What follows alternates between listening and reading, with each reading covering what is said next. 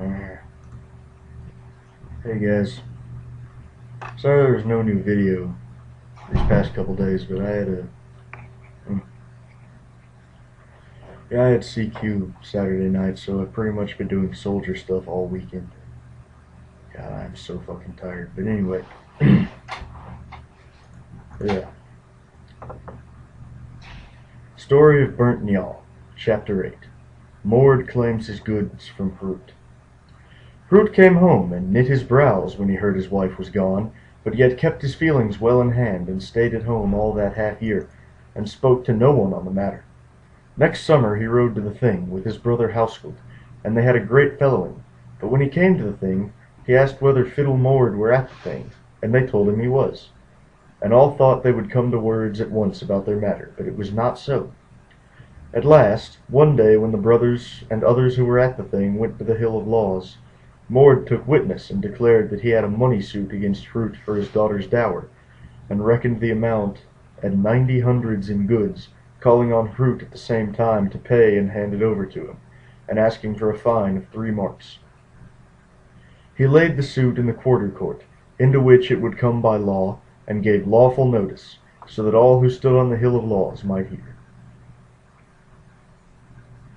But when he had thus spoke, Hrut said, "Thou hast undertaken this suit, which belongs to thy daughter, rather for the greed of gain and love of strife than in kindliness and manliness.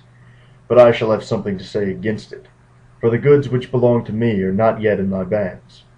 Now, what I have to say is this, and I say it out, so that all who hear me on this hill may bear witness. I challenge thee to fight on the island. There on one side shall be laid all thy daughter's dower, and on the other I will lay down goods worth as much, and whoever wins the day will have both dower and goods. But if thou wilt not fight me, then thou shalt give up all claim to these goods." Then Mord held his peace, and took counsel with his friends about going to fight on the island, and Joran the priest gave him an answer. "There is no need for thee to come to ask us for counsel in this matter, for thou knowest if thou fightest with Hrut thou wilt lose both life and goods.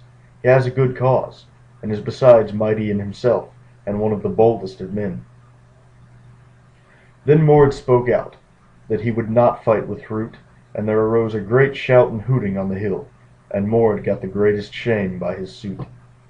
After that men ride home from the Thing, and those brothers Household and Hrut ride west to Reich Riverdale, and turned in as guests at Lund, where Thiostolf, Bjorn Gulbera's son, then dwelt. There had been much rain that day, and men got wet, so long fires were made down the length of the hall. Thiostolf, the master of the house, sat between Household and Hrut, and 2 boys, of whom Thiostolf had the rearing, were playing on the floor, and a girl was playing with them. They were great chatterboxes, for they were too young to know better. So one of them said, "Now I will be Mord, and summon thee to lose thy wife, because thou hast not been a good husband to her." The other answered, "I will be Hrut, and I call on thee to give up all claim to thy goods, if thou darest not to fight with me." This they said several times, and all the household burst out laughing.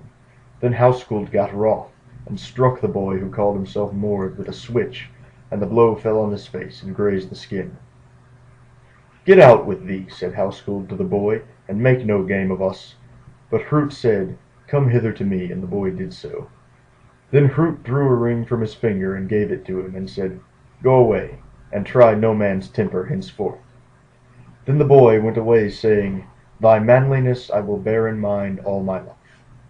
From this matter Hrut got great praise, and after that they went home, and that was the end of Mord and Hrut's quarrel.